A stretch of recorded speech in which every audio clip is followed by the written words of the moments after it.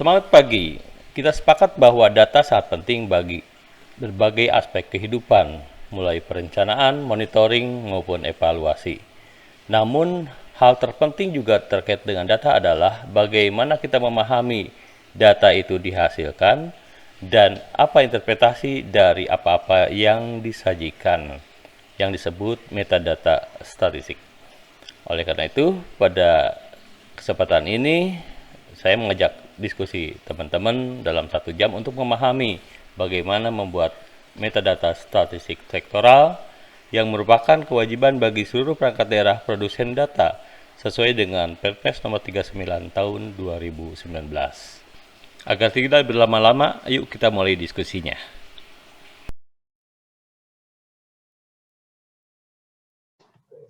Ya, selamat pagi semua untuk teman-teman dari Indag. Hadirnya dari mana saja, Kang ini, Kang? Yang hadir? Kalau dilihat di sini yang hadir baru dari bidang Ilmate, Pak Ancep. Ilmate aja ya. Kalau tadi ada UPT tadi, nah ini nih UPTD. Nah ini dari UPTD Karawang, ya? PPSMP Karawang ada Pak, 1. 2 berarti Pak. Ada 2 ya. Saya membuat paparan yang baru yang saya memang rancang untuk diskusi tambahan seperti yang dijadwalkan hari ini dengan Indag. Barangkali saya sampaikan dulu ya itunya ya, pemaparannya. Boleh Pak. Di paparan pertama waktu itu sudah disampaikan posisi kita dalam menyusun metadata itu di mana. Ini saya mengingatkan saja bahwa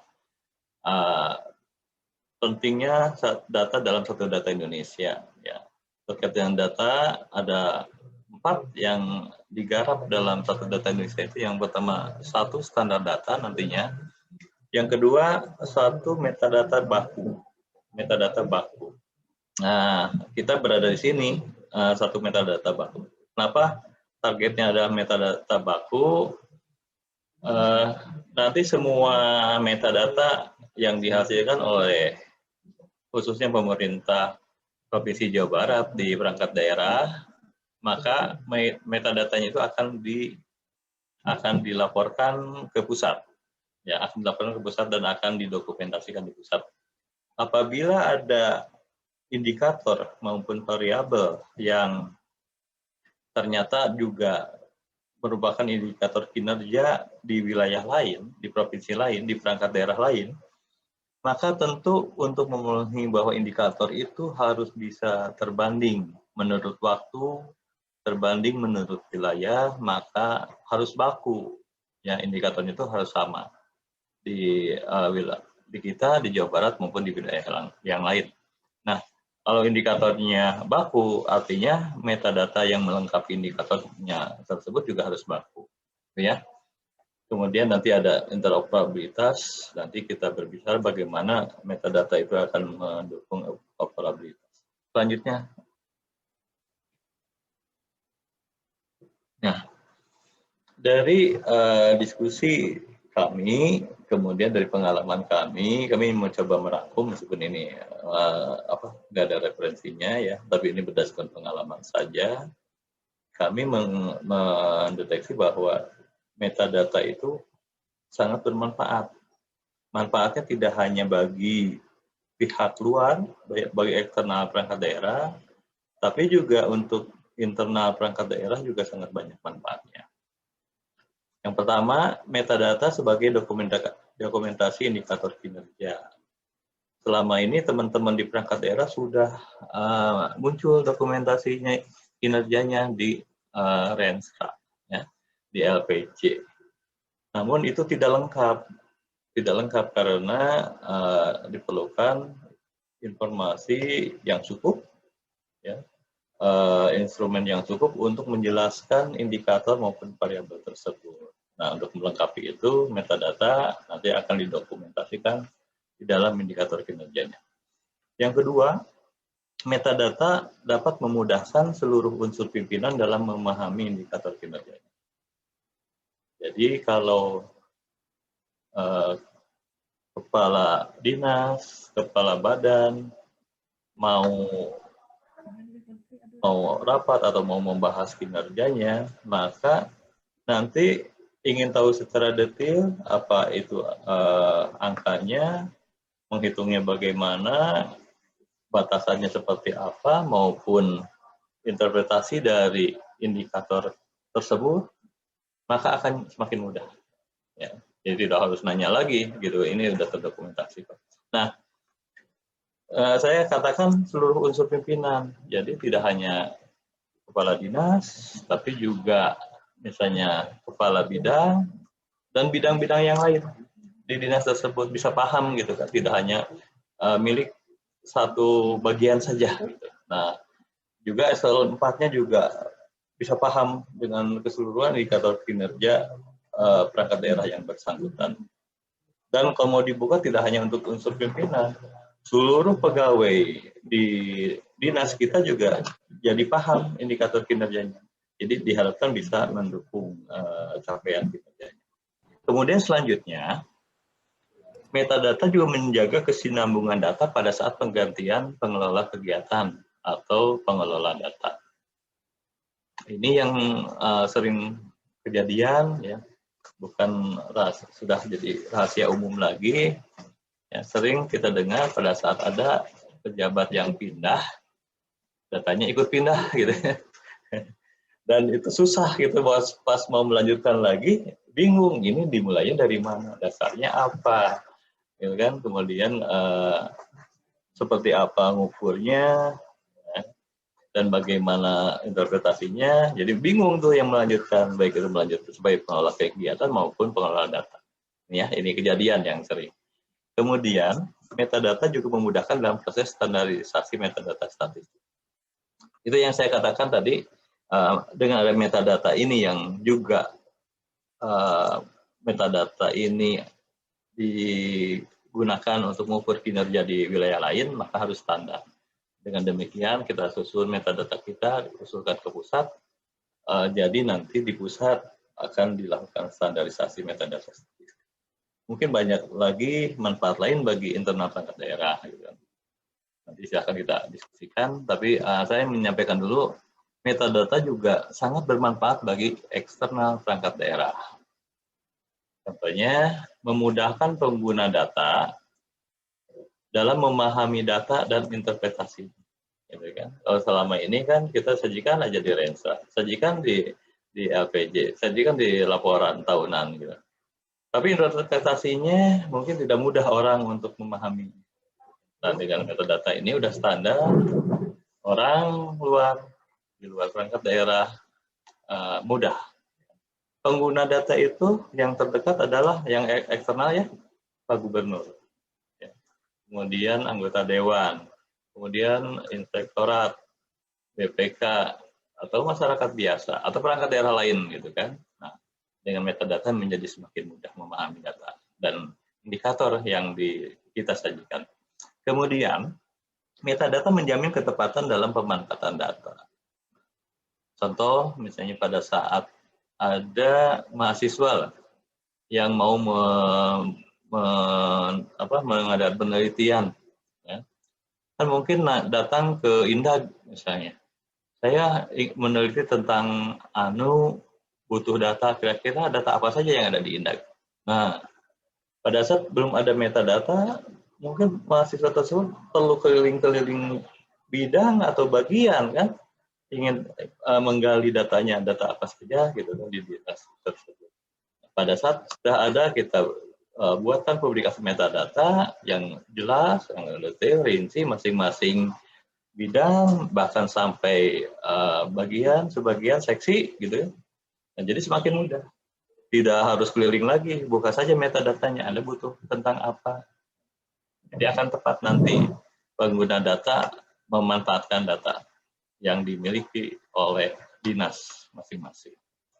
Kemudian, menurut kami, metadata dapat meyakinkan pemeriksa dalam memvalidasi kegiatan atau anggaran.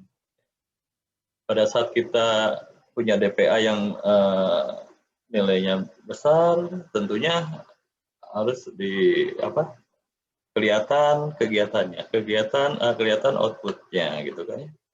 Nah, pada saat kita bercerita saja kan tentu tidak meyakinkan. Tapi pada saat ada dokumentasinya yang jelas, ini konsep yang digunakan, definisi untuk mengukur kinerjanya, ya.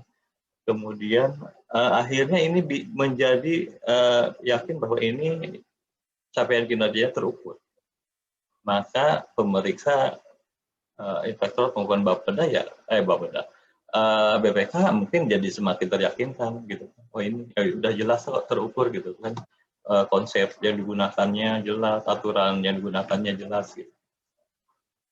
Nah, dengan tingkat-tingkat kepuasan-kepuasan yang kita sajikan terhadap pengguna data, tentunya akan meningkatkan kepuasan konsumen, dalam hal ini pengguna data atau mitra dari dinas tersebut terhadap pelayanan dinasnya. Nanti pada saat ada indikator kepuasan masyarakat, ya, ada survei IKM disampaikan, mereka akan puas. Jadi IKK-nya akan semakin meningkat. Nah, ini mengingatkan saja bahwa tentu metadata ini bagi eksternal memenuhi amanah Perpres nomor 39 tahun 2019. Selanjutnya, kita menyusun metadata ini direncanakan pada tahun 2020 harus selesai. Pada bulan September kemarin kita melakukan metadata, ya, seluruh perangkat daerah di tingkat Provinsi Jawa Barat. Nah, harapannya karena di bulan November atau Desember itu harus final, maka di bulan Oktober inilah, gitu kan, kalau ada permasalahan yang masih dihadapi oleh perangkat daerah, maka dilakukan pendampingan tambahan. Bahasa kami pendampingan, kenapa? Karena kami memfasilitasi, gitu kan, di seluruh perangkat daerah kalau ada kesulitan, selaku wali data kami memberikan support, bukan menguji, kami memberikan support karena sesungguhnya penyusunan metadata itu tadi bukan kepentingan kami saja, tapi kepentingan semua, terutama kepentingan perangkat daerah yang bersangkutan. Selanjutnya, ini pengulangan saja. Ya. Metadata itu apa? Metadata itu adalah sekumpulan atribut informasi yang memberikan gambaran atau dokumentasi dari penyelenggaraan kegiatan statistik. Atribut, ya, bukan bercerita tentang datanya, bukan. Jadi nggak usah pusing-pusing. Ini nanti datanya dari apa, dari mana, gitu, bukan. Ini bercerita atribut data. Kalau diistilahkan, ngambil istilah gini, kendaraan, ya. Kalau kita sebut indikator atau data itu kendaraan, maka metadata itu adalah BPKB atau STNK-nya yang bercerita kendaraan itu dibuat tahun berapa, warna apa, ya, mesinnya berapa cc, kemudian bahan bakarnya apa dan sebagainya. Jadi atributnya ini. Nah, pada tahun 2020 ini pusat sudah merubah, ya, penyusunan metadata itu. Kalau dulu, ya, sebelum 2020 itu metadata itu hanya untuk kegiatan statistik. Kalau sekarang dibuat rinci, ada metadata kegiatan statistik, ada metadata variabel, ada metadata indikator. Kita sekarang sedang menyusun metadata variabel dan metadata indikator. Nanti setelah selesai akan berlanjut ke metadata kegiatan statistik. Tapi nanti akan semakin mudah bercerita metadata kegiatan statistik. Lanjut. Di tahap pertama yang sering kebingungan itu terkait dengan indikator. Makanya sekarang saya memberikan penjelasan yang lebih rinci terkait dengan pengertian indikator. Indikator adalah petunjuk yang memberikan indikasi tentang suatu keadaan dan merupakan refleksi dari keadaan tersebut. Indikator kinerja berarti kan menggambarkan, memberikan indikasi kinerjanya itu baik atau tidak, kinerjanya itu tercapai atau tidak. Ya. Nah, indikator ini biasanya tidak bisa langsung saja misalnya dari data, gitu. biasanya tidak bisa langsung. Tapi ada juga contohnya gini, berbicara misalnya indak itu apa ya, dari jumlah misalnya ekspor ya, jumlah nilai ekspor misalnya. Pada saat ini jumlah nilai ekspor ke suatu negara misalnya, bercerita apa? Jumlahnya saja. Tuh, kan belum menunjukkan apa-apa. Nah, ingin menjadikan indikator apa? Dengan dibandingkan dengan target. Mulailah berbicara, nih targetnya tercapai atau tidak gitu ya. Nah, atau dibikin klasifikasi misalnya seperti itu. Nah, dengan seperti itu indikator biasanya tidak bisa langsung, membutuhkan variabel penolong dalam mengukur perubahannya. Menurut syaratnya, indikator itu harus dipenuhi nih 4 syarat gitu kan. Yang pertama sahih, kemudian objektif, sensitif, dan spesifik. Jadi teman-teman kan sudah membuat indikator kinerja ya di Renstra gitu ya. Kemudian sudah juga tercantum di cascading gitu. Jadi tinggal mendokumentasikan saja dan melengkapi saja metadatanya.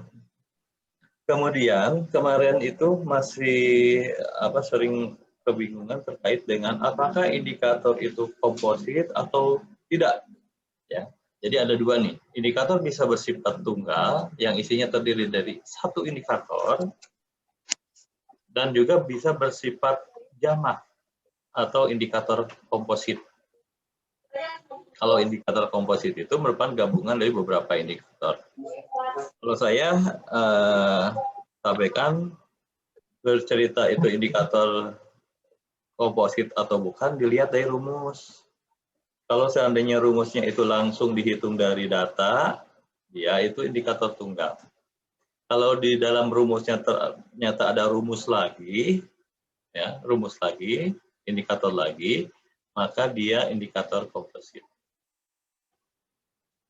Kemudian menurut jenisnya indikator bisa dikelompokkan. Jadi indikator input yaitu berkaitan dengan penunjang pelaksanaan program dan turut menentukan keberhasilan program. Contohnya nih yang di bidang pendidikan ya, ada rasio guru dan murid.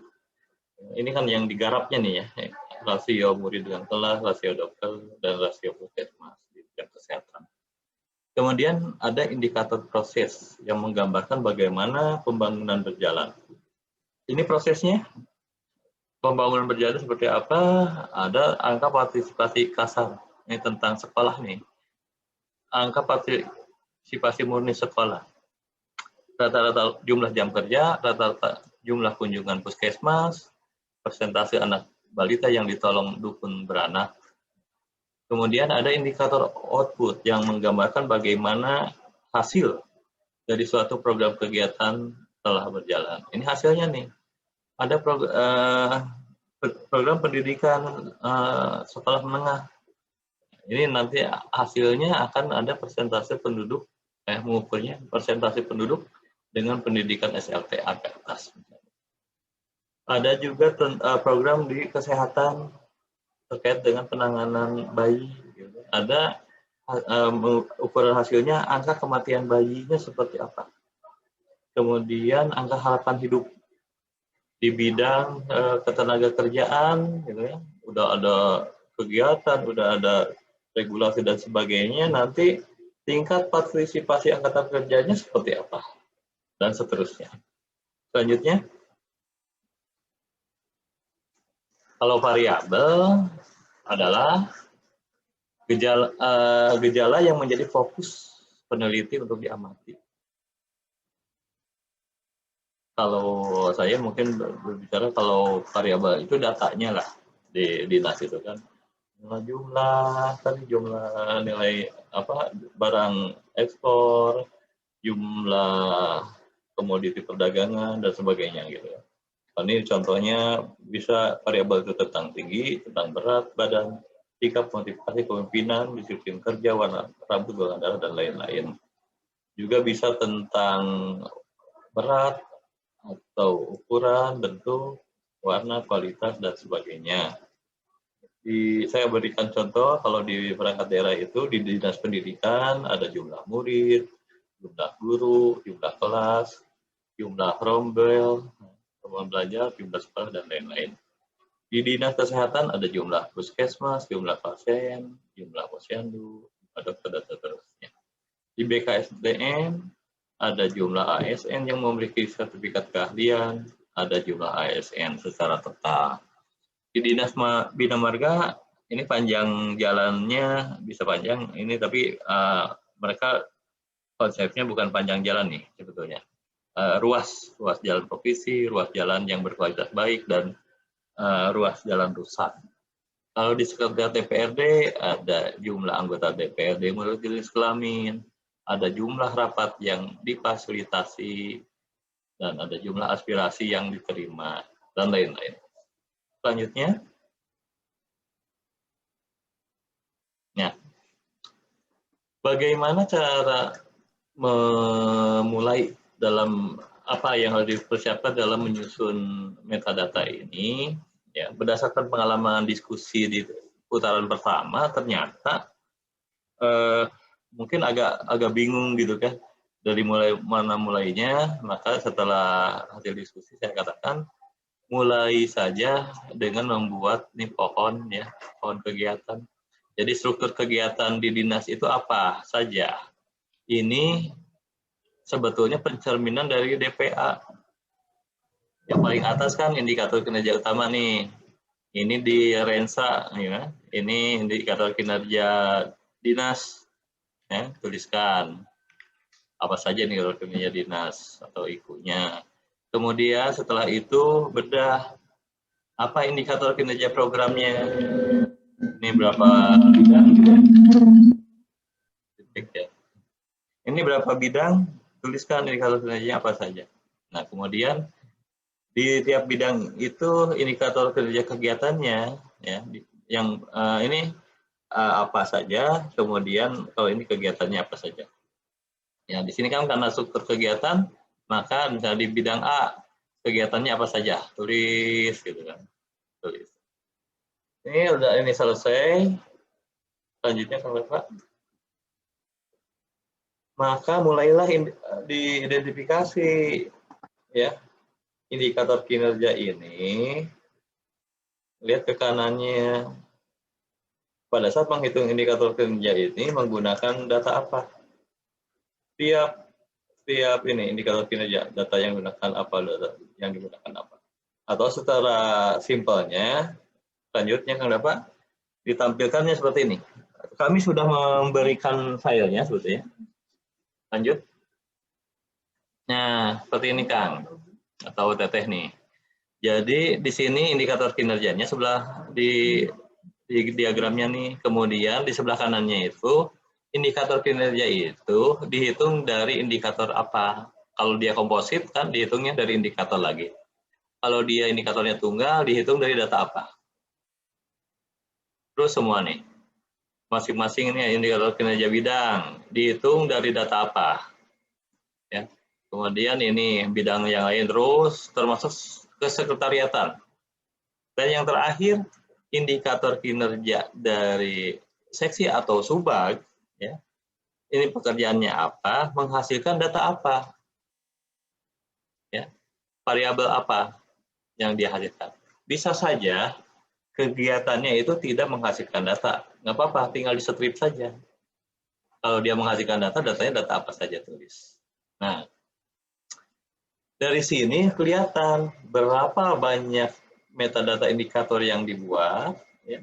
Indikator kinerja eselon 3 atau 2, 3, atau ini apa indikator kinerja dinas ya 2, kemudian selanjutnya indikator kinerja bidang ya IKP, kemudian IKK berapa yang harus dibuat. Selanjutnya pada saat di kolom data atau variabel yang dihasilkan langsung udah ketahuan berapa metadata variabel yang harus ada gitu. Nah, seperti ini strukturnya. Ya, jadi akan paham. Meskipun misalnya sekarang teman-teman di Indak itu mengatakan, oh kami masih belum cukup waktu untuk menyelesaikan semua, tapi dengan struktur metadata itu akan kelihatan, ya, yang sudah beresnya yang mana, yang belumnya yang mana gitu. Oke. Kemudian ini juga akan menjadi informasi penting, ya. di kolom ini nih, setiap ini ada, setiap baris ada tulisan kolomnya publish Y atau T. Maksud saya ini label apakah data-data ini dipublikasikan atau boleh diketahui oleh pihak luar dinas. Jika Y berarti iya, jika T tidak gitu. Ada misalnya data-data yang dikecualikan, oh data tentang penyerapan anggaran misalnya, oh ini mah hanya internal dinas saja, belum bisa dipublikasikan, berarti dia T di checklist. Jadi pada saat nanti misalnya, kedepannya kita ada komitmen data, diminta, ini datanya dikumpulkan di satu data Jawa Barat. Ya. Nah, yang satu data Jawa Barat itu akan yang dipublikasikan ke One Data, yang mana yang tidak, yang mana itu didasarkan pada ini, ya, T atau Y, data-data yang dihasilkan.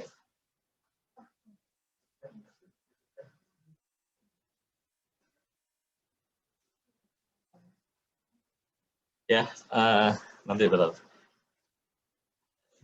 Kemudian ini ya, jadi struktur ini Kang dapat atau nanti dikirim di chatting aja ya, karena udah banyak gitu. Nanti kami kirimkan filenya ya ini ya. Jadi biar mudah, ini langsung aja ditimpa kan gitu. Disesuaikan dengan dinasnya atau dengan UPTD-nya gitu kan. Memudahkan penyusunannya. Jadi bercerita bagaimana DPA itu diurai ke dalam metadata kegiatannya, kemudian bagaimana kegiatan tersebut diurai, apakah menghasilkan data atau tidak, atau indikatornya apa saja yang dihasilkan dari data ini. Selanjutnya Kang Dafa.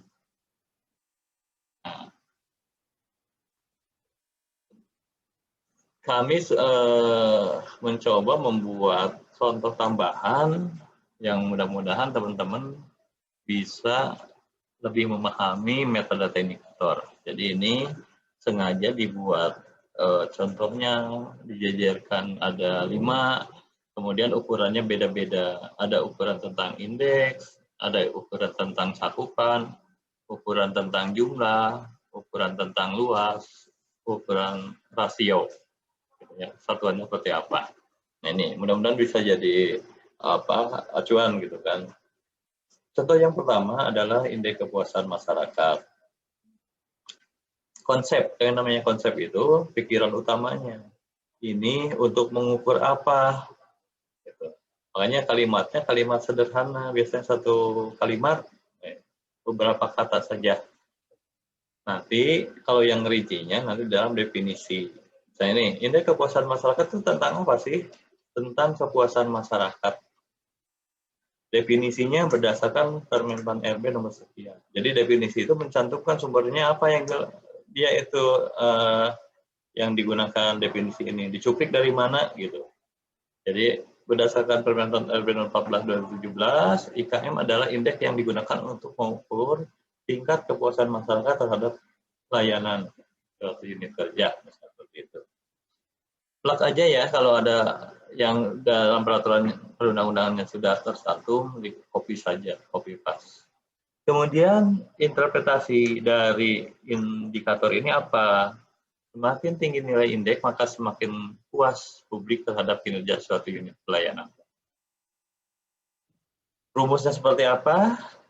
Sama, tadi kalau memang ini dicupliknya dari peraturan perundang-undangan, cuplik saja sesuai peraturan perundang-undangan.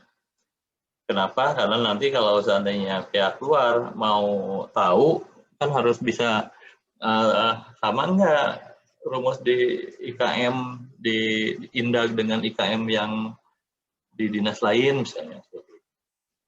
Nah, kalau di IKM-nya ada modifikasi, ya sesuai dengan modifikasi yang digunakan.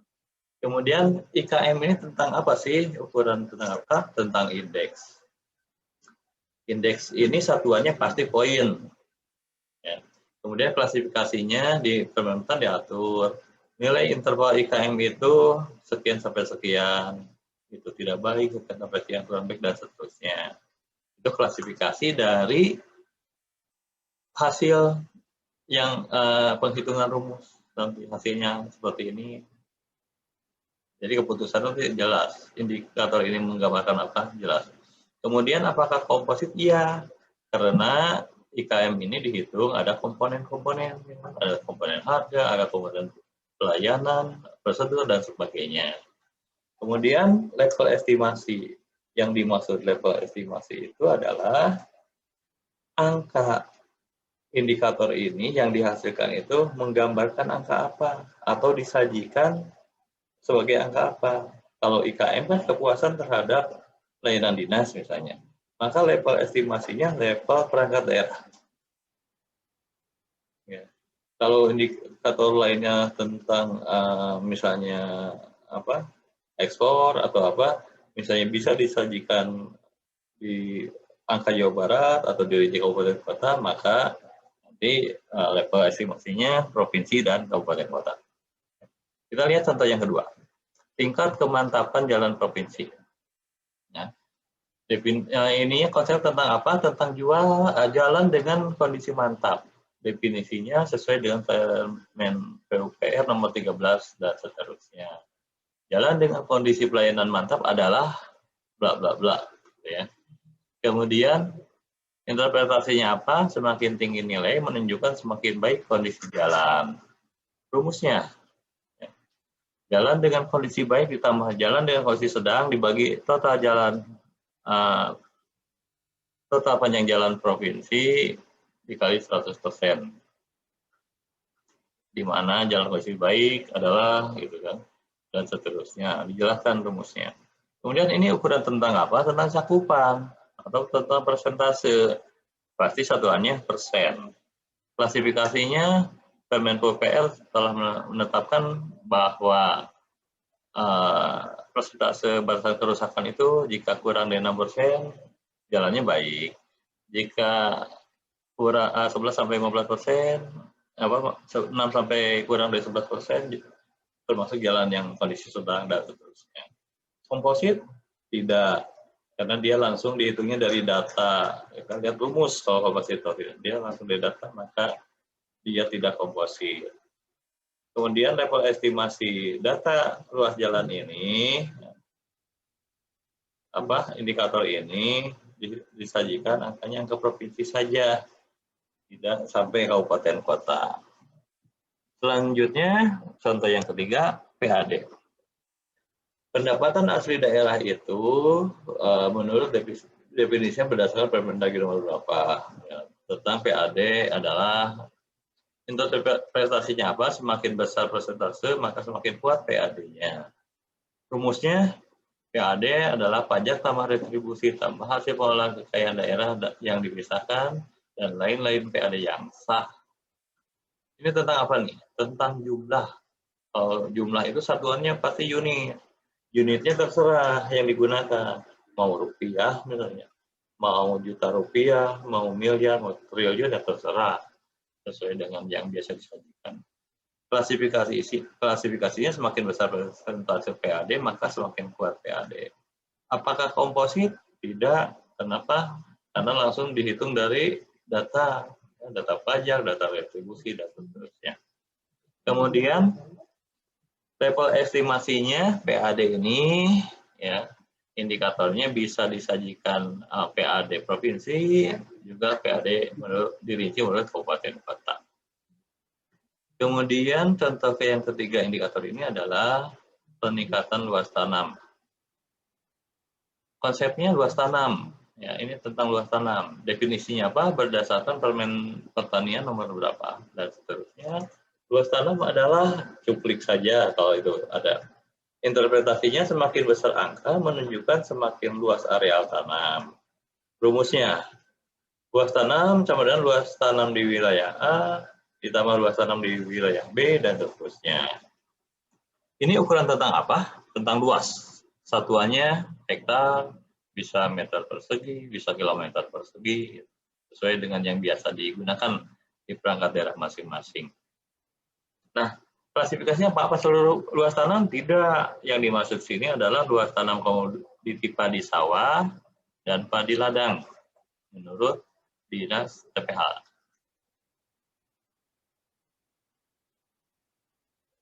Ini pertanian tanam pangan. Apa komposit? Tidak. Dari rumusnya ini dihitung langsung dari data. Kemudian indikator ini disajikan di tingkat provinsi ya, luas tanam di Jawa Barat, juga bisa dirinci sampai kabupaten kota. Contoh selanjutnya di bidang pendidikan, dinas pendidikan, ada rasio murid guru. Konsepnya tentang apa? Tentang perbandingan murid dengan guru. Definisinya rasio murid guru adalah bisa dicuplik dari Jukla atau Juknis. Kemudian interpretasinya, semakin besar angka rasio berarti semakin besar beban guru mengajar muridnya, dan seterusnya. Rumusnya, rasio murid guru sama dengan jumlah murid dibagi jumlah guru. Ukuran tentang apa? Tentang rasio. Satuannya, ini rasio ya, rasio satuannya. Kemudian klasifikasinya, ini kan dapat nanti ini yang diperbaiki ya. Jadi ukuran tentang apa? Tentang perbandingan, ya, ukuran perbandingan, satuannya rasio. Klasifikasinya guru dan murid sesuai jenjang pendidikan. Jadi nanti bisa jadi jenjang pendidikan SD, SMP, SMA. Kalau sekarang Diknas itu berarti kan mengindikannya jenjang pendidikan SMA dan SMK. Kemudian komposit atau tidak, ini lihat dari rumus. Kalau rumusnya ini hanya langsung menghitung dari variabel, dari data, maka dia tidak komposit.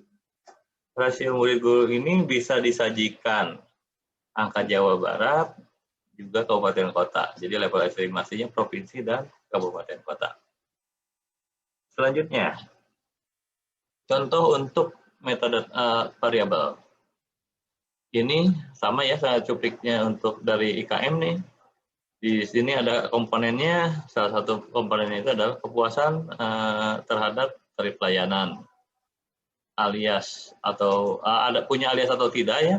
Kalau yang dimaksud alias itu begini, kalau misalnya jalan ya, ruas jalan, aliasnya itu, maaf ini juga bukan panjang jalan ya, setelah diskusi dengan PU Bina Marga, alias itu alias ruas jalan itu nama jalan katanya, bukan panjang jalan. Contoh lain kalau yang ada aliasnya gini, data bantuan langsung tunai, aliasnya sudah dikenal bantuan langsung tunai itu BLT, ya, jadi aliasnya BLT. Kemudian data rumah tidak layak huni, sudah dikenal istilah lainnya rutilahu, tapi punya alias dia rutilahu. Tapi tidak harus semua variabel punya alias, atau memang tidak ada yang istilah lain yang dikenal secara umum, ya nggak usah. Jadi boleh seperti itu, ya. Ini nama variabelnya, kemudian referensi pemilihannya itu adalah yang dimaksud apa dasar yang digunakan untuk mengumpulkan data ini. Data IKM, data ruas jalan, data permukaan air, data luas tanam. Bisa peraturan perundang-undangan, bisa juga Juknis atau Jukla. Seperti di dinas pendidikan, yang digunakan adalah Juknis atau Jukla pelaksanaan Dapodik. Ya, itu dasarnya. Kemudian referensi waktu. Yang dimaksud di sini adalah data itu diambil kapan atau mencerminkan apa, atau dikumpulkannya pada saat apa, periode kapan. Jadi kalau tentang IKM itu diambilnya sekali pada saat survei kepuasan masyarakat, ya, setahun sekali misalnya. Kemudian untuk ruas jalan dilaporkannya tahunan. Untuk pajak juga misalnya masuknya bisa tiap saat ya, tiap hari bisa, tapi dijadikan laporannya laporan tahunan. Nah, kalau luas tanam, Dinas Pertanian Tanaman Pangan dan Hortikultura itu menyampaikan data kami ada kegiatan laporan bulanannya, jadi bisa jadi referensi waktunya bulanan.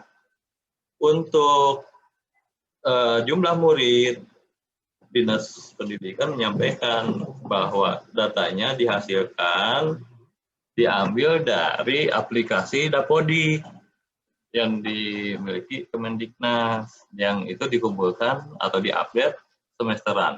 Berarti referensi waktunya semesteran. Ya. Kemudian tipe data. Tipe data itu ada dua, kualitatif maupun kuantitatif. Kualitatif itu tipenya datanya menunjukkan kualitas. Jadi tadi ini kepuasan masyarakat, capaian terhadap baik atau tidak gitu. Nah, kalau ini tentang angka-angka berarti kuantitatif. Aturan validasi yang dimaksud di sini adalah apa aturan dalam validasi data tersebut, atau data tersebut menggambarkan apa. Contoh untuk IKM mengatakan ini bisa dikatakan valid datanya itu setelah mulai proses pemeriksaan oleh pengawas survei. Kalau luas jalan datanya disampaikan bahwa ada batasan-batasan yang dicakup dalam data ini katanya. Data ini hanya mencakup jalan provinsi. Jadi jalan nasional, kemudian jalan kabupaten kota, jalan tol tidak masuk di dalam data ini. Jadi dia menyampaikan seperti ini. Kalau pajak, ini contohnya pajak air permukaan, misalnya ada kewenangan kalau air permukaan yang diambil dari kedalaman tertentu, misalnya ada kewenangan pusat, ada kewenangan kabupaten kota, misalnya. Nah, data yang dimaksud pajak air permukaan ini yang mencakup kewenangan provinsi. Jadi jelas batasannya. Kemudian untuk luas tanam jagung, ya, aturan validasinya gini. Apakah semua luas tanaman jagung yang masuk data ini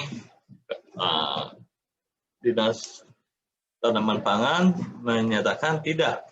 Data luas tanam ini hanya untuk jagung yang dipanen tua, yang nantinya menghasilkan jagung pipilan. Kalau jagung yang dipanen muda nantinya jadi sayuran gitu kan, tidak, luas tanamnya tidak dihitung. Ya, jadi ini batasannya. Kemudian rasio murid guru, nah, ini batasannya data yang dianggap validnya itu berdasarkan hasil input pada aplikasi Dapodik, ya, bukan hasil pengumpulan data sendiri ke sekolah-sekolah. Yang terakhir ditanyakan apakah data tersebut atau variabel tersebut bisa diakses oleh umum. Yang dimaksud oleh umum adalah di luar dinas yang bersangkutan. Boleh nggak mengkonsumsi data ini? Boleh nggak meminta data ini? Jadi kalau di akses umum itu bisa disimpan di web, bisa disimpan di dalam laporan, contoh laporannya itu Renstra, LPJ, laporan tahunan, dan sebagainya. Atau di media sosial, ya, di Facebook, Instagram, YouTube, seperti itu. Ya. Nah, kalau di ini komponen ya, ini komponen IKM itu nggak bisa diakses umum karena ini masih untuk penghitungannya. Kalau IKM-nya setelah jadi angka IKM nanti ditampilkan misalnya di dalam laporan. Ini kalau ini bisa tidak ya, misal, tapi nanti kita lihat kedalamannya.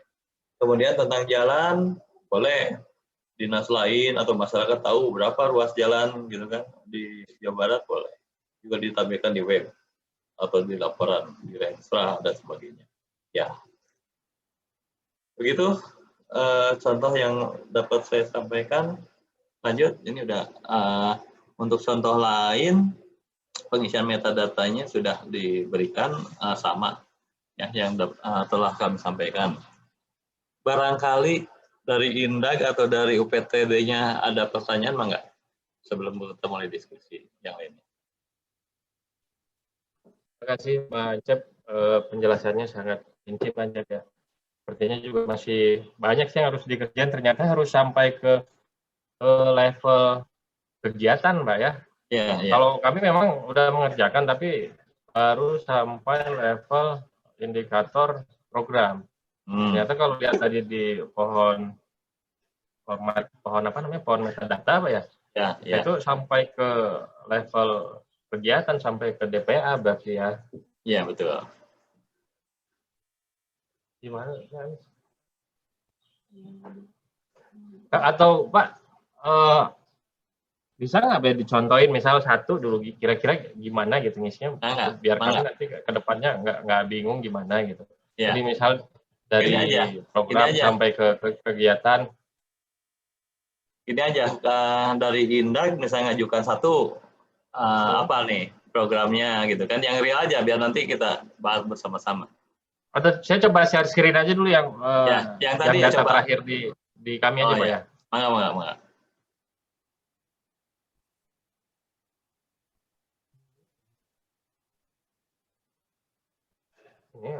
Ini.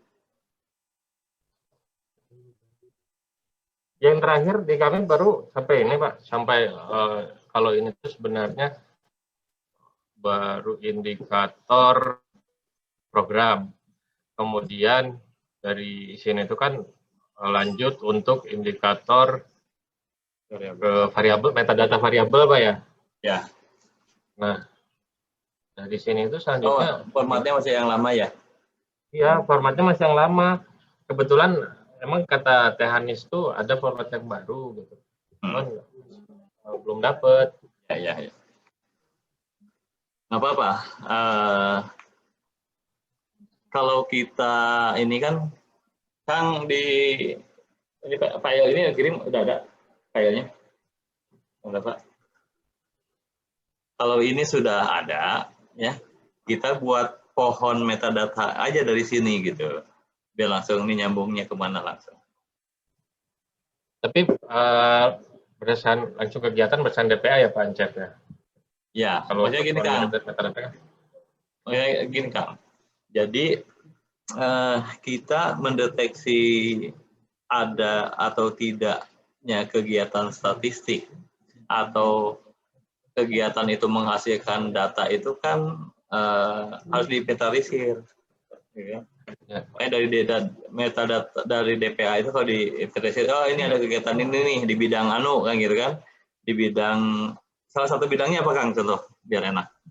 Yang ada di sini aja Pak bidang Ilmate yang kebetulan hadir Oh Pak. ya, misalnya di bidang Ilmate itu kegiatannya apa saja? But, contohlah Kang dapat ditampilkan yang apa? Yang template gitu. Nah, biar gampang. Langsung nih berkimpah di situ. Ilmate yang hadir siapa? Ilmate hadir tapi bisa ditampilkan ini. Nah, gini. Kang dapat yang ini. Ada dua Pak indikator yang di Ilmate. Persentase pertumbuhan PMA PMDN Pak yang nomor 4. Nah, nomor 4 aja ya. Kita ambil satu ya. Ambil satu ya, ininya contoh. Ya. Ya. Kang dapat coba ditampilkan yang itu. Yang Pak Excel, yang struktur metadata. Pindah-pindahkan ke itu.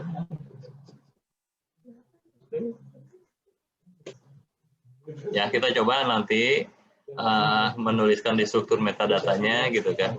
Enggak Pak.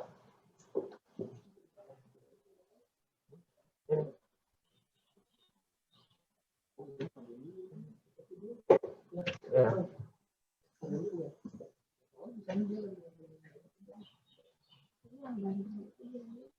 Ya. Ini Kang ya, kita coba di paling kiri nih, indikator kinerja programnya coba diganti di Ilmate tadi apa? Persentase pertumbuhan PMA PMDN. Nah, coba langsung aja timpa persentase pertumbuhan PMA PMDN sektor Ilmate. Ilmate. Ini satu, ada dua ya itunya ya, indikator kinerjanya tadi. Indikator kinerjanya bidang Ilmate ada dua. Ya, nah, satu lagi apa? Satu lagi itu pertumbuhan unit usaha.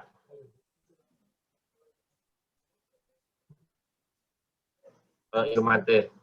Ilmate. Oke.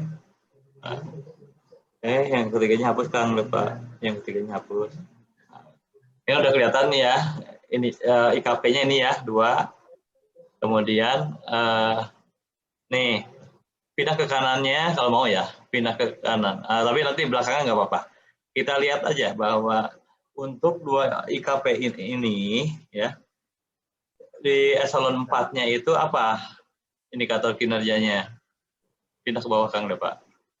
Nah, Berarti ini satu bidang, Pak ya, satu kotak bidang. ini indikator. Satu bidang dari seksi anu, tulis gitu kan. Kegiatannya apa dulu dari DPA? Salah satunya contohnya gitu. Kegiatannya Forum Komunikasi Pengembangan Kawasan Industri. Pengembangan kawasan industri. Dokumen. Ini indikator ya, hasilnya dokumen. Kang dapat dibesarin bisa biar kelihatan atau di ini di urap hurufnya biar apa Ini kemarin jangan buka ya Mas. biar urap Indikator teksnya. kan kemarin. Indikator kinerja ini Om. Bukan nama kegiatan ya. Indikator. Ini indikator kinerja Pak atau kegiatannya ya? Kalau di IKK itu kan biasanya ada data ya yang menghasilkannya ya indikator kinerja ya. Kalau tadi kita dimulai dari pohon kegiatan, berarti ini kegiatannya nggak apa-apa. Kegiatannya aja nggak apa-apa ini ya. Ya, ini kegiatannya. Setelah itu di kanannya nih, datanya apa yang dihasilkan dari kegiatan ini. Ya. Menghasilkan data tidak? Forum Komunikasi Pengembangan Kawasan Industri. Cuma menghasilkan dokumen sih Pak. Dokumen lihat di cascading. Dia indikator kinerjanya apa? Sedang buka Pak. Nah, indikator kinerja di cascadingnya apa? Kalau dia dokumen nggak apa-apa.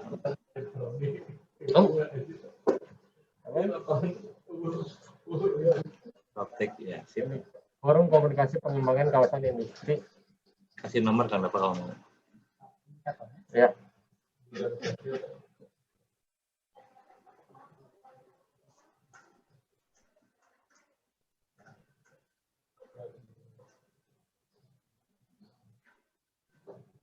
Oke Kang. Sekarang gini aja dulu mungkin kalau masih memakan waktu ya. Kita misalnya indikator kinerja yang berikutnya, yang IKK itu apa lagi? Di Ilmate. Indikator kinerja selanjutnya apa lagi yang di bidang Ilmate itu? Yang ini IKK-nya. Kegiatan yang lain lagi apa Om? Nah, kegiatannya apa lagi gitu? Kegiatannya apa aja Ilmate? Bentar Pak. Nah ini diseminasi produk bersih di industri logam di Ilmate aja Pak. Diseminasi produk bersih di Ilmate. Produk bersih di Ilmate. Selanjutnya gitu, coba ada 3 atau 4 lah. 4 kegiatan. Pembuatan sistem kawasan industri terpadu.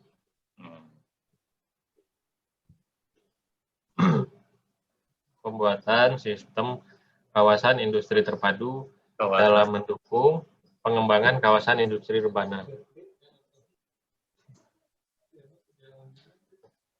Dalam rangka dalam mendukung pengembangan kawasan industri rebana. Udah segini aja tuh. Ya, dalam mendukung titik aja lah.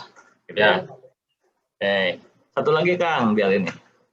Satu lagi wirausaha industri baru berbasis riset dan teknologi.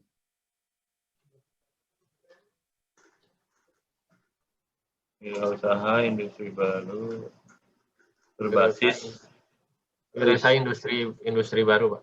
Wirausaha industri baru berbasis riset dan teknologi.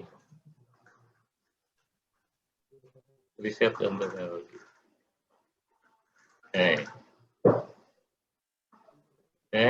Kang dapat yang 5 dan seterusnya dihapus dulu biar itu kan contohnya gitu ya Kang ya. Ya.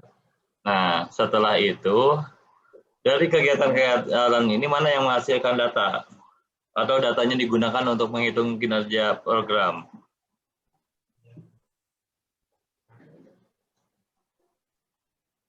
Kalau menurut saya misalnya, ini pembuatan sistem kawasan nih, sistem apa nih? Aplikasi atau bukan? Pembuatan sistem kawasan ini sama sih nih ya, cuma isinya juga kegiatan sebenarnya FGD sih. Oh, FGD. Ya, FGD. Oh, FGD itu berarti kan Pembuatan kegiatannya berapa jumlahnya? Data jumlah FGD yang dilaksanakan kan berarti ya, di kinerjanya? ya betul Pak. Gitu. Jadi nama variabelnya jumlah FGD apa gitu ya? Ya. Nah, gitu. Kan itu data kan ya? Jumlah Nama kegiatan. variabel itu outputnya apa ya? Ya, outputnya. Nah, jumlah FGD apa gitu kan kawasan industri terpadu. Apalagi data yang dihasilkannya selain itu? Ada yang itu.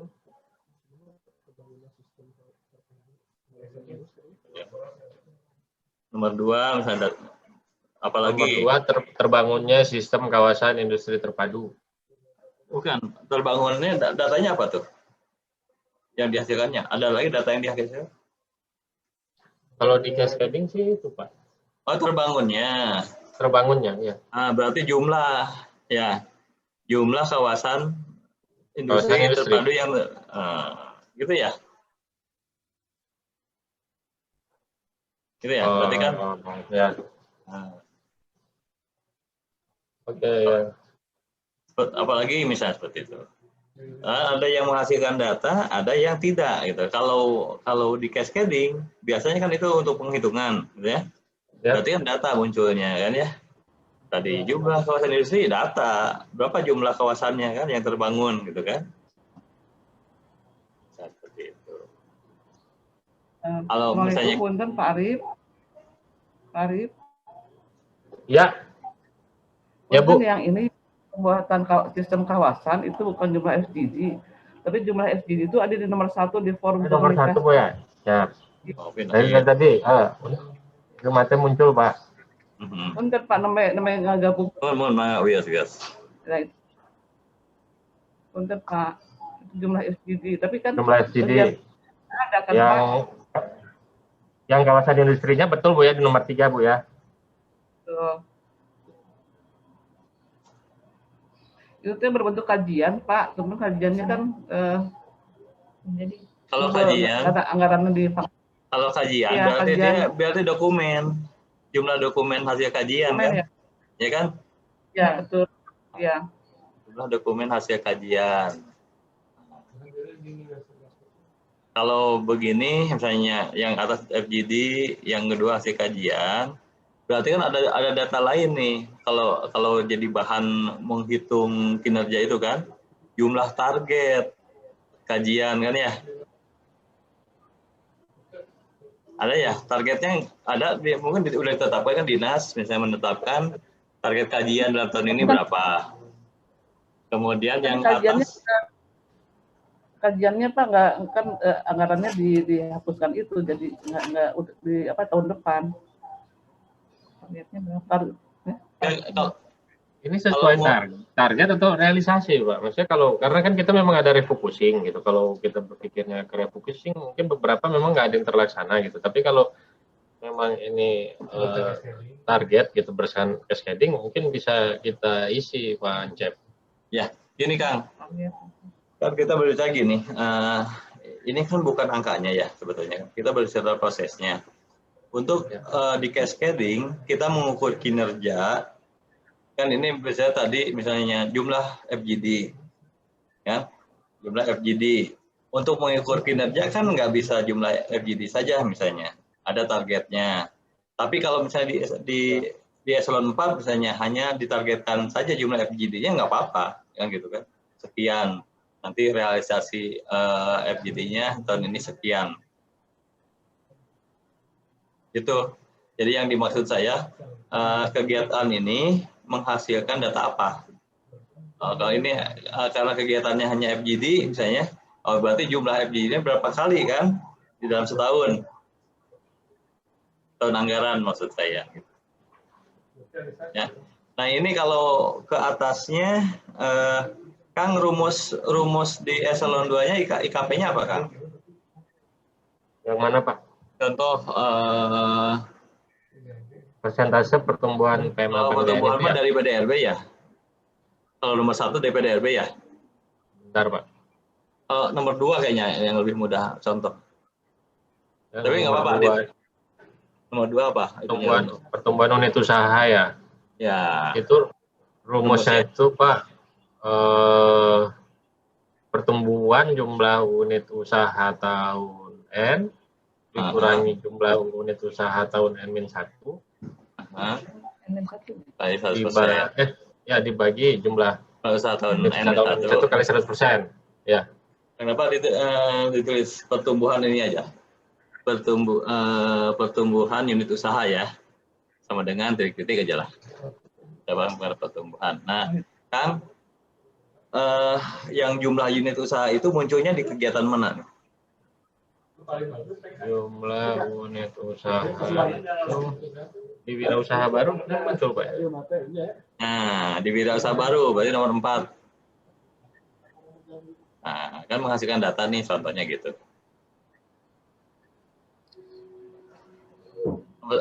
Yang dapat ditulis nomor 1 datanya jumlah wirausaha industri baru. Ini harus berbasis riset dan teknologi kan? Enggak. Bu Leli, punten ini apakah harus berbasis riset teknologi Bu Leli? Iya. Iya, kenapa Pak? Nomor 4. Ya. Cuma usaha industri teknologi. Ya, maksudnya kegiatannya wirausaha industri baru berbasis riset dan teknologi. Kemudian data yang dihasilkan ini industri barunya harus berbasis riset dan teknologi, enggak? Secara umum. Iya. Iya, tapi di bidang ilmu mate. Iya. Ya. Betul. Nah, ini 1 itu kan muncul variabelnya kan, datanya gitu kan. Ada data lain nggak Bu Leli yang dihasilkan? Kayaknya juga pesertanya aja, yang sudah melaksanakan pelatihan. Yang sudah dibina. Nomor 2 jumlah peserta,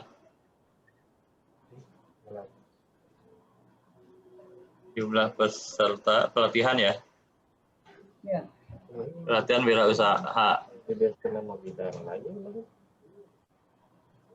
Wirausaha baru. Ya, dan seterusnya ya. Oke. Apalagi data yang dihasilkan? Udah juga peserta aja.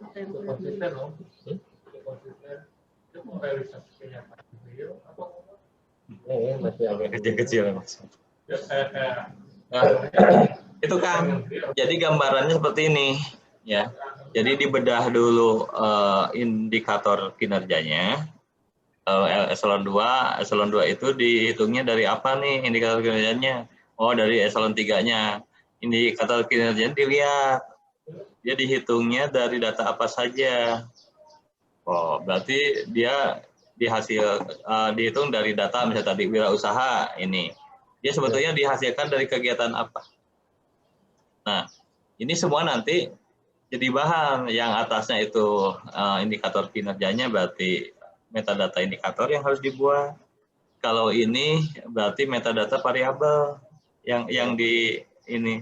Kemudian nanti ke depannya di yang sebelah kiri metadata kegiatan yang menghasilkan data, kegiatan yang menghasilkan statistik. Metadata variabel. Ya, jadi ini udah mencakup 3 nih kebutuhan kita metadata, ya, indikator, variabel, dan kegiatan gitu. Ya, dan saya katakan tadi bahwa mungkin tidak seluruh kegiatan di DPA menghasilkan data gitu ya. Ada yang tidak, hanya misalnya di sekretariatan mungkin hanya menghasilkan pelayanan, kan? Nggak apa-apa, di-strip saja. Tapi yang jelas kita bisa menampilkan ini secara utuh. Manfaatnya apa? Salah satu manfaat lagi misalnya dinas itu pada saat ada yang studi banding kan, kegiatan apa saja sih di dinas itu kan, cuma tinggal nampilkan pohon kegiatan ini aja. Kemudian data dan indikator apa yang dimiliki, tinggal menampilkan struktur metadata saja kan, sudah mencerminkan aktivitas di dinas Indag gitu kan. atau di UPTD juga sama. Begitu, bisa ya, bisa ditangkap ya. Pak Ancap, punten, saya mau konfirmasi lagi. Ini teh jadi nanti ya yang variabelnya itu tuh realisasi atau targetnya nanti ya Pak Ancap. Itu masih agak bingung. Kembali gini. Metadata itu tidak bercerita tentang angkanya. Jadi Tapi cuma indikatornya aja ya. Iya, prosesnya seperti apa? Angka dan indikator itu dihasilkan, konsepnya seperti apa, definisinya seperti apa, batasannya seperti apa. Kemudian artinya seperti apa. Enggak cerita tentang angka. Ya. Oke. Paham Pak. Ya gitu ya. Jadi saya cerita, ini bukan cerita tentang mobil, tapi cerita tentang spesifikasinya gitu. Di STNK-nya seperti apa gitu. Ya, jadi kalau menurut saya, misalnya kalau Akang Teteh itu menyebarkan saja template ini, tolong tiap bidang atau seksi atau subbag diisilah berdasarkan kegiatan masing-masing menghasilkan data apa, sebarkan. Kan mereka yang lebih tahu kan apa yang mereka hasilkan gitu kan, indikator kinerja mereka. Setelah itu kumpulkan akan cepat karena tidak bercerita capaian segala macam, karena cerita proses kan. Nah setelah ini semua terkumpul, baru kita bercerita, ayo lengkapi dengan metadatanya. Kegiatan ini tolong metadata variabelnya diisi gitu kan. Yang contoh misalnya untuk seksi yang menangani atau mempunyai kegiatan pembuatan sistem kawasan industri terpadu dalam mendukung bla bla bla, itu tolong metadata variabelnya untuk jumlah dokumen hasil kajian diisi. Kemudian untuk jumlah kawasan industri diisi. Nanti kan ceritanya hanya bercerita konsep dan definisi saja kan. Konsep kawasan industri apa sih? Dicuplik dari mana? Dari kalau ada permennya atau ada peraturan perundang-undangan tinggal dicuplik. Kemudian kalau di indikator kan rumusnya seperti apa tinggal dicuplik. Di cascading sudah ada kan? Ya. Tinggal dipindahkan saja gitu kan. Tinggal dijelaskan waktu misalnya pengumpulan datanya bulanan gitu kan, tribulanan, semesteran, tahunan. Bisa ya, seperti itu. Kalau misalnya ini dipublikasikan, bisa dilihat di mana sih? Bercerita, oh ini data ini ditampilkan di web, alamat webnya tulis. Di laporan apa misalnya? Oh di Renstra ada, di laporan tahunan dinas ada, misalnya di Instagram ada, di Facebook, seperti itu Kang. Ya. Jadi melengkapi atribut data, bukan bercerita tentang data target atau realisasi, bukan. Ya. Kalau tadi misalnya bercerita tentang ini tadi, tentang FGD kan, saya tadi berkata kegiatan forum komunikasi pengembangan kawasan industri, katanya hanya FGD, kan bercerita ini jumlah FGD. Nah, tapi berbicara jumlah FGD itu tidak bercerita tentang jumlah angkanya, tapi FGD-nya itu. Coba dibuka Kang depan, yang ini, yang metadata variabel.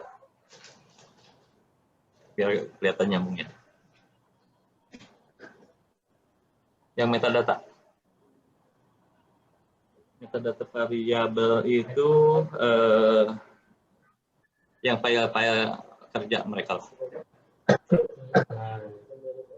Coba Kang. Nah, ini metadata variabel itu kan hanya bercerita konsepnya apa sih, definisinya apa sih, referensi pemilihan tadi, aturan perundang-undangan apa sih yang digunakan untuk mengumpulkan data ini. Kemudian referensi waktunya data ini dikumpulkan apa, bulanan, tribulanan, atau jangan PDRB lah. Oh ini atas ya, yang nomor 2 ya, Ilmate nih ya. Nah, kan berceritanya hanya ini saja. Definisi misalnya, unit usaha Ilmate adalah kalau dia ada di peraturan perundang-undangan atau di Juknis, tinggal di copy aja pas ke sini, dicantumkan dasar dicuplik dari mana. Kemudian dasar kegiatan pengumpulan data industri Ilmate ini, contohnya ngambilnya berdasarkan misalnya peraturan Menteri Perindustrian Perdagangan misalnya seperti itu. Nomor berapa? Referensi waktunya. Unit ini dikumpulkannya jumlah data ini triwulanan. Kemudian ini tentang apa? Kalau tentang triwulan, tentang jumlah, ini berarti angka kan? Kuantitatif. Kemudian selanjutnya, domain value itu kalau hasil lab ya, hasil penelitian di lab, terus survei. Kalau untuk yang hasil kegiatan kompilasi data nggak usah. Kemudian aturan validasinya, nah ini contohnya. Jadi dari Indagri mengatakan data Ilmate ini tidak untuk semua industri, tapi industri kategori besar saja, gitu ya. Nah, Industri besar, Pak. ya, nah itu ya. Waktu itu hal yang diskusi waktu di putaran pertama ini dengan Ilmate seperti itu. Nah, gitu ya. Berbicara seperti itu. Kemudian yang terakhir hanya berbicara kalau pihak luar ingin tahu data itu, kalimat pertanyaannya seperti apa? Ini mengatakan kami bisa mengirim surat ke Dinas Indah dengan permintaan begini, udah ngerti nggak bahwa yang diminta itu data yang tadi? Yang terakhir apa data bisa diakses umum tadi? Ya. Tergantung mau Gitu. Nah ya, jadi tidak ditanya pun tidak bercerita tentang angka-angkanya. Dan itu saat ini pun misalnya seksi atau eselon 4 yang ngelolanya kan mungkin udah bisa menjawab kan, karena tidak ditanya target realisasi gitu ya. Iya, Nah, betul Pak. Itu kan jadi gambarannya tadi dari pohon kegiatan ya, diurai dari pohon kegiatan itu dideteksi ya mana yang menghasilkan data. Balik lagi Kang Dafa ke yang pohon kegiatan. Struktur metadata tadi. Nah seperti itu. Jadi mengurainya itu biar enak tadi dari Renstra ya dibuatkan dengan bantuan case study, kelihatan nih masing-masing bidang. Nanti nama variabel indikator dilihat dari rumus. Dia menggunakan data-data apa nih cara menghitung indikator kinerja programnya. Turunkan gitu kan. Kalau dari sini ada di dalam rumusnya menggunakan data apa, berarti harus ada nih di salah satu seksinya itu ada data yang digunakan untuk menghitung indikator kinerja program. Iya, harusnya seperti itu. Nah, gitu. Jadi dengan gini kan SIPA sebenarnya ini merangkum aktivitas ya, aktivitas kegiatan di dinas nih, terangkum seluruhnya dengan simpel gitu. Nah, kedepannya misalnya tadi Kang Arief mengatakan, oh ini kami sedang membuat untuk metadata indikator kinerja utama dulu, gitu kan. Selesai pindah nih indikator kinerja program, gitu. Nanti berlanjut ke indikator kinerja kegiatan. Gitu. Sudah kelihatan ini. Dan ini kalau dibuatkan begini, ini bisa di-share aja ke seluruh bidang dan seksi subag, gitu kan. Silakanlah masing-masing, gitu kan. Berdasarkan kegiatan DPA-nya, tolong inventarisir, dikumpulkan lagi, nanti kita berbicara metadatanya. Mangga, barangkali ada pertanyaan lagi? Kalau saya udah cukup jelas sih Pak Ancap. Mungkin dari bidang-bidang ada yang menanyakan, saya melihat di sini ada bidang Ilmate dari UPTD Bandung Bu Daryati, Pak Anton dari UPTD Karawang. Ada yang mau ditanyakan Pak? Mangga.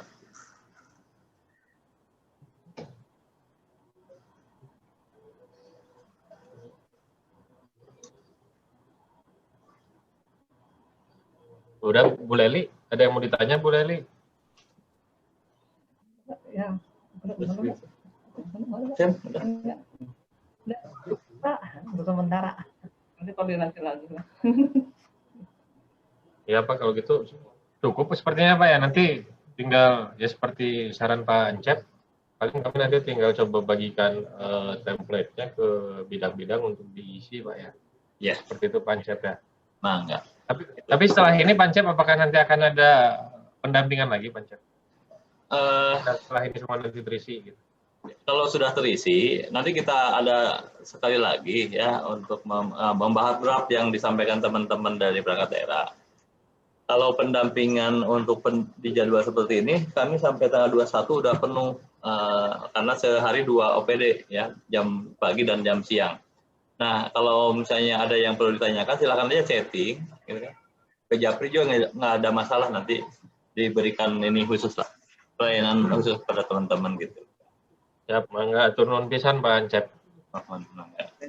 Ada yang lain, kalau tidak ada pertanyaan, untuk file-filenya, file paparan, atau bisa dikirim aja ya Kang Pak ke ini. Udah di setting ya, di setting sudah dikirim paparannya, contohnya. Kemudian tadi template-nya juga di setting saja, dikirim biar nanti memudahkan teman-teman untuk coba. Siap. Ya, tapi pengalaman kemarin saya coba ya meminta file Renstra dan cascading dari Set1 gitu kan. Saya pindah-pindahkan ke pohon kegiatan tadi kan cepat, karena dari cascading aja tarik gitu kan, ada dari Renstra rencana aksi ya, rencana aksi aja pindah-pindahin, tinggal tadi bercerita tentang kegiatan data apa yang dihasilkan, itu kan berarti kan harus tanya ke bagian teknisnya. Setelah itu membahas metadatanya juga kan nanti dari masukan dari teknisnya, dari seksi atau subbagnya. Jadi manfaatkannya cascading dan rencana aksi, dimanfaatkan seperti itu. Jadi kan komunikasi aja Kang ya prosesnya gitu, kalau ada kendala, walaupun misalnya udah selesai, nanti sampaikan aja udah kirim, baru nanti cepat kita periksa gitu. Kita sama-sama nanti diskusikan lagi. Ya kalau memang tidak ada pertanyaan lagi, ya, mungkin diskusi kita siang ini kita cukupkan. Yang filenya cuma 2 ini aja Pak ya? Konsep. Filenya yang dapat dikirim dengan yang contoh metadata yang PDF yang nomor 3 ya. Yang nomor 11, 12 ini ya, yang Excel-nya. Ya. Kemudian contoh apa? Oh, yang barusan punya Indah, file Excel-nya nggak apa-apa, kirim aja di sini karena UPTD-nya ya biar bisa ngisi ya. Ya. Yang Indah yang barusan kita buat contoh ya, dikirim ulang ke sana. Ini yang tadi pohonnya sudah dikirim Pak. Satu lagi itu ada yang Excel yang tabel ya. Ya itu. Barusan dikirim, kemudian yang contoh rumus juga kirim aja.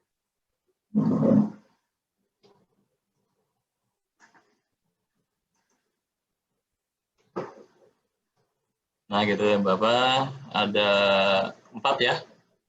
Yang ya, satu lagi Kang Bapak.